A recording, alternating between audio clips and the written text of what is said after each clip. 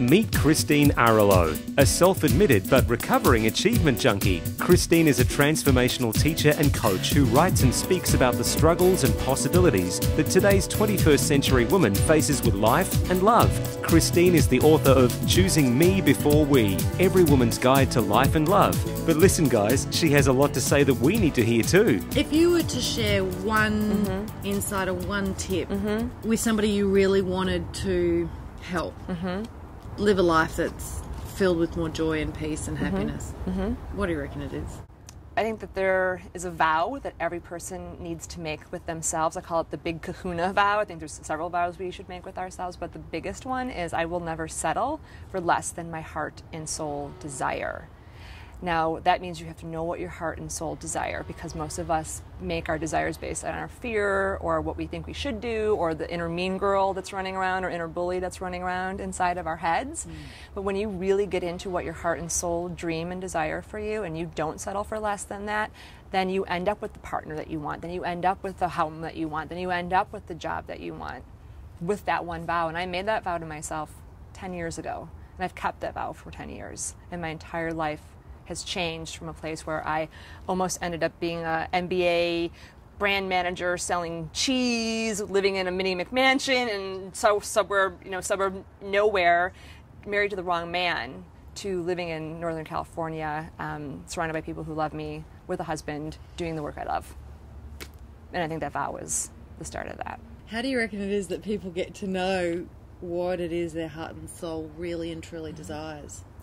They start asking themselves some questions that most of us, we don't have Dream Class 101 when we're in 7th grade, although I think we should.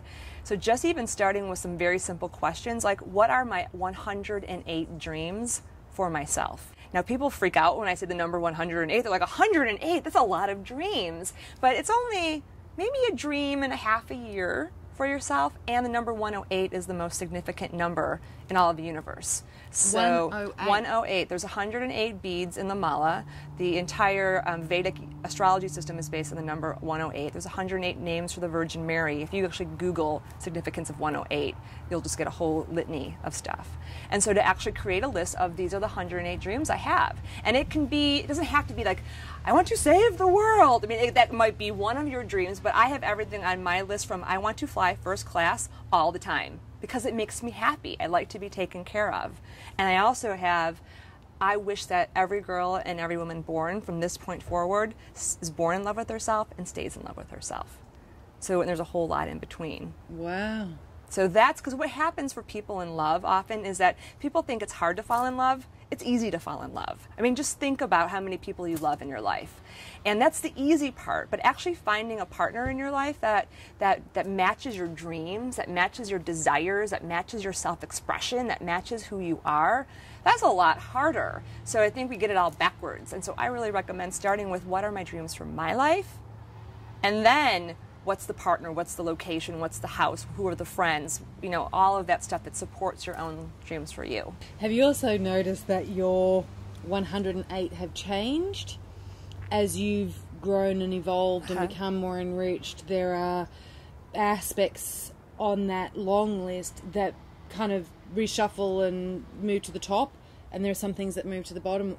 Do they ever fall off? I think that people are fascinated. How does that list work? Does it evolve?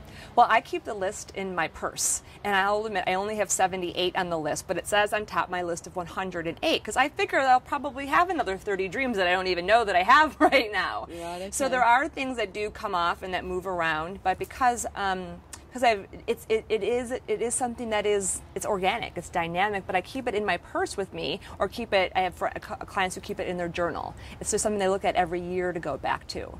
And I leave a little space on it because I think there are things that I don't even know that I want yet. And a lot of things come off because it happened. Yeah. So here's the thing about dreams. If you don't say what you want, how the heck is the universe going to give it to you?